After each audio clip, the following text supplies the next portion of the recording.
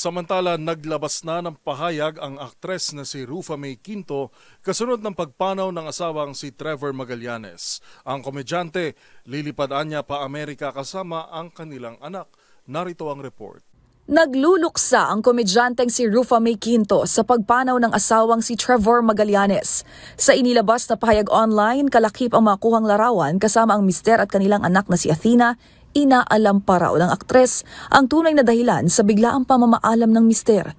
Si Rufa kasama ang kanilang 8 taong gulang na anak ay lilipad niya pa Amerika. Kaugnay niyan, hiling nitong iwasan ang pagpapakalat ng maling impormasyon tungkol sa pagkamatay ng asawa.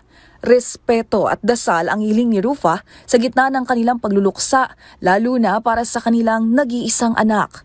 Tinapos ni Rufa ang post sa madamdaming mensahe para sa yumaong mister na hanggang sa huli, hanggang sa muli, mahal kita Trev. Taong 2016 nang ikasal si Rufa May kay Trevor Magallanes. Ngunit noong unang bahagi ng taon, inamin ng komedyanteng may kinakaharap na pagsubok ang kanilang pagsasama. Agad namang bumuhos ang pakikiramay mula sa mga kasamahan ni Rufa sa industriya.